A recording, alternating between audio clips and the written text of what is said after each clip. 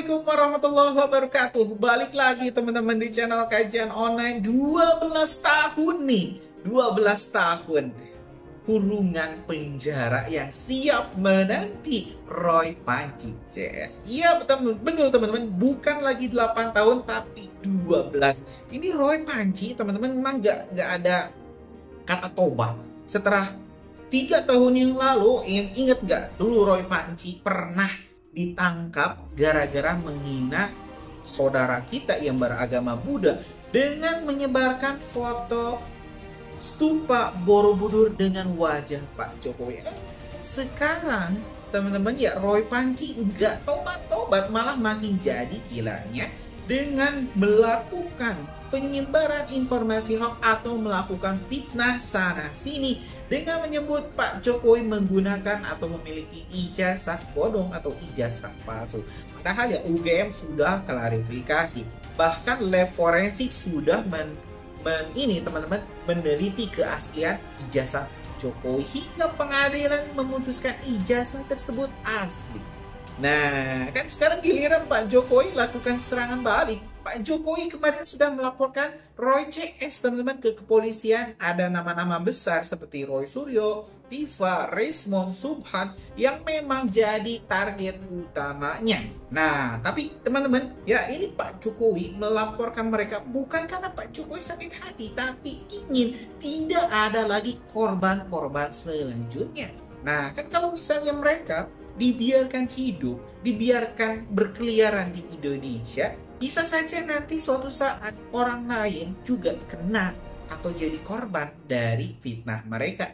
Bisa saja nanti suatu saat setelah Pak Prabowo lengser tidak lagi jadi presiden, dituntut ini itu oleh kelompok-kelompok mereka. Nah, biar teman-teman tidak terjadi hal-hal yang kita tidak inginkan, mending ya kandangi saja 12 tahun lama. Nah, ini menarik sekali untuk kita simak. Nah, tanpa panjang lebar teman-teman, mending kita simak dulu deh informasi selengkapnya terkait berapa lama Roy Panci CS bakal dipenjara. Kita simak video selengkapnya. Harusnya udah gampang kok, kalau udah naik ke penyidikan tinggal menentukan status tersangka, ya udah ajukan ke pengadilan gitu, ke kejaksaan. Penentuan tersangka di Baris Krim Polri, apa bisa seperti itu, Bapak? Bisa. Kalau Mabes Polri boleh. Ancaman hukumannya itu memadai, ya. Memadai di sini lebih dari 5 tahun. Roy Suryo dan kawan-kawan punya kartu truf lagi, belum ditahan aja udah kayak begini. Ya baru periksa sebagai saksi aja udah kelojotan gini kan. Saksi terlapor. Apalagi udah jadi tersangka. Ya nanti mungkin dalam prediksi Bapak ini, artinya kalau di junto, apakah hanya 4 tahun, 6 tahun, 9 tahun atau 12 tahun? Roy Suryo ini residivis. Dia sudah melakukan tindak pidana dulu, yang sama juga di bidang IT. Berarti hukumannya bisa ditambah sepertiga dalam kasus di saat vonis. Itu langsung ditambahkan. Langsung ditambahkan sepertiga ketika dia residivis. Betul. Terkait ijazah kok larinya kepada silsilah. Setelah itu habis silsilah nanti nggak ditemukan lagi, terus apa yang mau dicari? Ini kan sebetulnya nggak relevan, nggak ada hubungan hukumnya gitu. Saya melihat mungkin Pak Roy Suryo ke sana dan kawan-kawan ini ya karena mungkin pada domain permainan dia di ijazah palsu ini udah nggak mempan lagi gitu kan. Karena kenapa?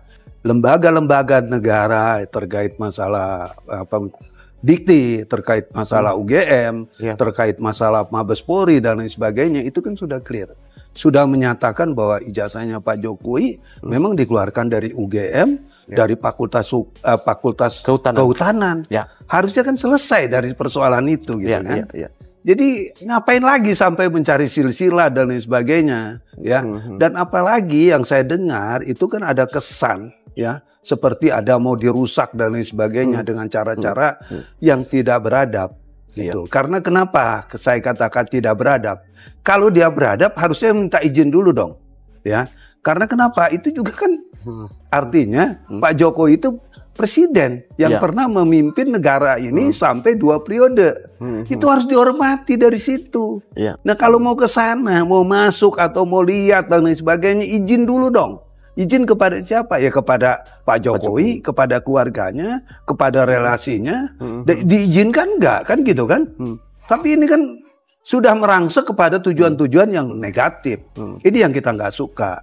sudah. Kalau memang misalnya ya, kalau berkaitan dengan masalah ijazah palsu ini udah nggak laku lagi, kemudian memang udah nggak ada tempat lagi, jangan dong mencari-cari alasan.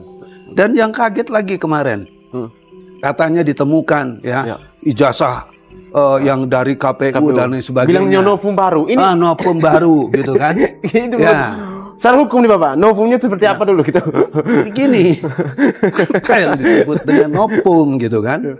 Novum itu wilayahnya hukum, wilayahnya pengadilan, ya kan? Jadi nggak bisa di luar itu disebut dengan novum, nggak bisa, gitu kan? Nah, terkait masalah di Mabes Polri berkaitan dengan masalah itu ada novum dan sebagainya. Novumnya seperti apa? Orang udah diberikan kesempatan kok berkaitan dengan masalah gelar perkara khusus. Karena gelar perkara khusus itu semangatnya adalah bagaimana bisa mengurai fakta-fakta yang sudah digambarkan atau kemudian yang sudah diuraikan oleh Mabes Polri itu bisa diputarbalikkan. Wah, ini nggak benar nih, saya punya data ini, saya punya data ini nggak sejalan dengan ini. Ternyata kan dia nggak bisa. Karena dari situ saja harusnya ini perkara nggak perlu dibawa-bawa lagi kepada ranah-ranah baru yang menjadi tertawan orang. Kita ini sebagai orang hukum tentunya kan ketawa melihatin persoalan itu kan. Apalagi katanya ada novum dan sebagainya. Apa sih yang disebut dengan novum? Novum itu adalah wilayah pengadilan. Kalaupun memang misalnya ada novum, bukan dalam arti novum itu sebagai bukti baru yang dikatakan bahwa ini bisa membuka lagi, bukan. Karena seperti yang saya katakan tadi, kalau memang ada keadaan-keadaan baru, ya kalau saya nggak sependapat dengan novum. Novum itu bahasa hukum yang domainnya itu ada di pengadilan, ya ada di wilayah-wilayah dunia yudikatif. Kapan bisa mengatakan bahwa itu sebagai novum, Bapak? Kalau saya melihat itu bukan novum, itu kan udah biasa orang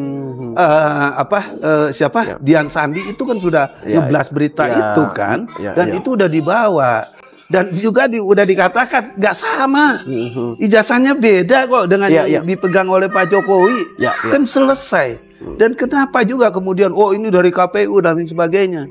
Sebetulnya kalau seandainya misalnya KPU berani, ini bisa dilaporkan loh.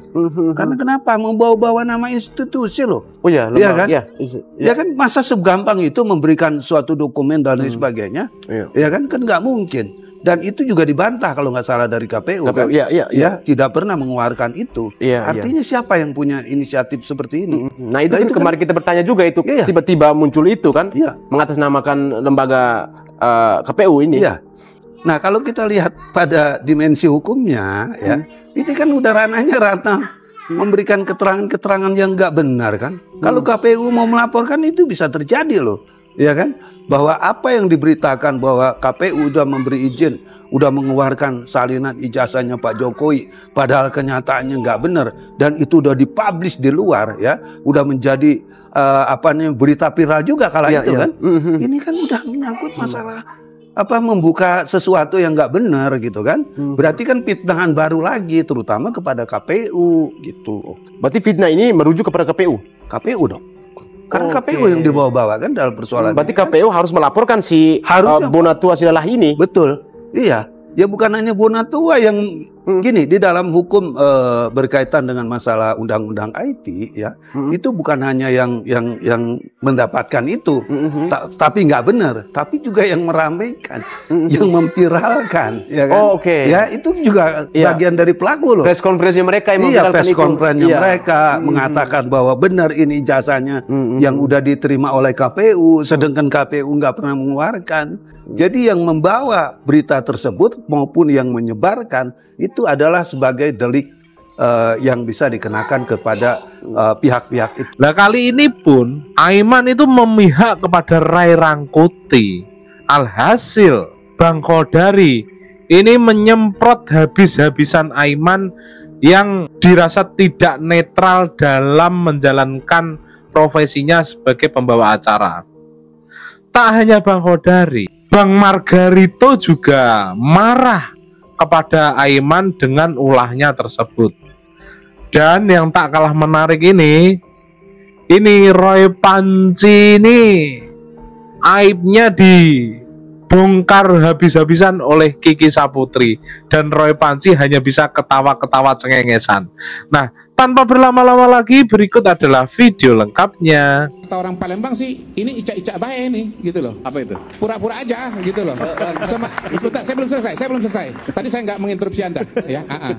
Ini waktunya durasinya panjang ya. Cara bersuara ini kan supaya nggak terlalu panjang poin-poinnya, silakan aja. Lo ya enggak dong. Tadi Anda membiarkan semua orang berbicara. Begitu saya Anda menghalangi saya berbicara. Silakan juga. Ini Bang Kodari selalu komplain. Enggak. Supaya tidak panjang. Anda sebagai wasit telah memperlakukan saya berbeda dengan narasumber yang lain. Tadi saya bilang mantap Bang Kodari. Saya merasa Anda tidak adil. Oke, soal Anda merasa adil itu perasaan Anda. Ya, saya merasa Anda tidak adil. Saya mempersilakan Mbak Andi loh. Kenapa Anda enggak diam kemudian membicarakan? Saya mempersilakan Mbak Andi tadi. Bukan Anda. Udah. Tadi kalau Anda diam, saya melanjutkan. Tapi Anda masih ngomong sama saya nggak akan. Silakan. Enggak, tadi saya menjelaskan. Saya selalu tenang, tapi kali ini saya keras. Oke, silakan.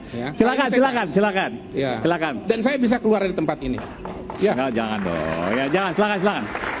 Ya, saya orang yang sabar, tetapi kalau kelewatan juga ya saya pulang aja, kan nggak ada susahnya kan begitu.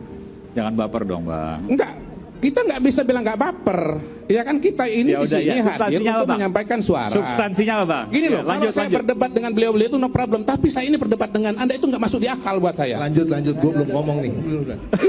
Kalau saya berdebat dengan Anda itu sesuatu yang nggak masuk di akal. Aiman itu nggak seimbang. Pentingnya Mahkamah Konstitusi itu. Iya. Karena semuanya serba. Nggak masalah soal Mahkamah Konstitusi, nggak ada keberatan soal Mahkamah Konstitusi. Menurut saya nggak ada masalah soal konstitusi. Saya nggak ada masalah soal Mahkamah Konstitusi. Siapa yang melarang ke Mahkamah Konstitusi? Nggak ada yang melarang. Aiman juga melaksanakan tugasnya sebagai moderator yang bisa juga meng-cut narasumber. Kan itu memang tugasnya dia juga. Iya, tapi dia nggak motong Anda, saya dipotong. Iya makanya. Saya bilang tadi Mbak Andi, kalau begini deh, saya mau melanjutkan, ya. Iya. Udah. Kalau dipotong terus kita bisa melanjutkan. Sedikit saja sebelum saya break, Anda sedikit saja bisa menyampaikan bahwa ini pemilunya biasa-biasa aja. Enggak, begini bos. Suara kalah. Enggak, begini Aiman. Kamu jangan adu. Saya nanya. No, jangan kamu adu. Saya ngerti cara main kamu. Ini bukan soal saya ngerti cara kamu main. Iya, saya mengerti cara kamu main. Saya ngerti. Saya ngerti permainan ini. Ngerti permainan. Jadi jangan kamu. Biar supaya kita satu-satu kita mau bicara tentang bangsa ini. Anda masih kita bicara partai kecil ini. Silakan. Kamu mau apa? Begitu itu loh. Anda jangan salah loh. Ini orang bola-balik bicara curang. Anda ini tersangka kan? Karena Anda bilang saksi no. Kalau saksi begini. Enggak supaya total ini. Enggak supaya beres. Hominem ya itu hak angket nanti misalnya jalan, MK jalan. Anda memprediksi nggak akan terjadi sesuatu yang perubahan. Semua Anda anggap ini sudah berjalan dengan baik, jadi nggak akan berubah signifikan. Apa yang Anda minta dengan saya pergerakan perubahan ini? Ada hak angket nanti misalnya jadi, lalu kemudian Mahkamah Konstitusi dilakukan sidangnya. Apakah akan ada perubahan atau tidak? Apa yang berubah? Hasilnya pemilu atau mungkin pemilu ulang? Nggak akan mungkin. Anda mau bicara sistem atau Anda berkelahi? Saya mau tanya sama Anda mau bicara sistem atau berkelahi? Saya bertanya itu, jawabannya apa? No, Anda bicara sistem. Kalau sistemnya begini, konstitusi bilang hasil Mahkamah Konstitusi. Kalau berkelahi misalnya? Berkelahi ya sudah, jalan-jalan, tidak pakai aturan. Siapa kuat dia menang. Anda mau itu? Ini maksudnya ekstra parlementer tadi, bukan? Kalau tidak itu Anda bicara konstitusi, Anda bicara undang-undang ekstra parlementer itu bagian dari. Tidak bisa Anda bicara konstitusi, Anda bicara undang-undang 7/2017. Anda suka atau tidak, senang atau tidak. Kalau bicara dulu itu kita berkelahi. Supaya yang kuat menang, yang kalah, yang kecil kalah, yang besar menang. Apa mau itu? Kalau ini jelas ya. Begini loh, Mas. Ini Anda itu kan mengatakan Jokowi ada ya. Saya challenge mana yang punya 5 itu. Saya fair ya. Punya Pak Andi Aswan temannya ini benar, ini ada apa namanya, ada watermarknya. Ini ada watermarknya. Ini dari scan bon fotokopi ya. Ada watermarknya. Ini scan. Ini sengaja ya. Nggak ada. Coba kita lihat punya. Ini blur untuk namanya. Nggak ada. Ini yang Dian Sandi. Nggak ada. Ada. Ini kan ini tapi ini miring. Ini miring ini. Coba. Lu jangan bilang miring. Orang ngambil angle itu juga bisa. Nggak bisa. Coba saya punya. Perbedaannya di mana? Perbedaannya tidak ada perbedaan. Kita ingin memberikan gambaran yang saya akan memberikan beda. Coba ya. Biasa diberikan kepada pemirsa dari CNN. Saya akan jelaskan. Ada ini. Saya sudah mendapat izin dari Mas Sigit untuk menampilkan ijazah pemilik ijazah ini ya. Pemilik ijazah. Oke. Itu 1132 Pak Jokowi 1130. Jadi 1120 salah lagi itu. Coba lihat itu. Salah lagi itu. Coba lihat berapa? Ngomong nomornya. Ya teman-teman,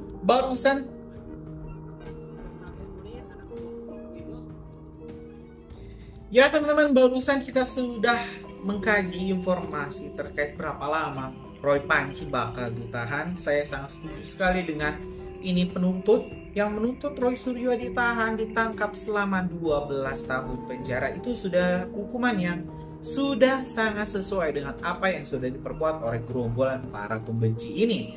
Nah, tinggal Roy Suryo saja. Kalau misalnya sudah ditahan, cepat-cepat bertobat. Jangan lagi bikin sensasi, jangan lagi bikin gaduh.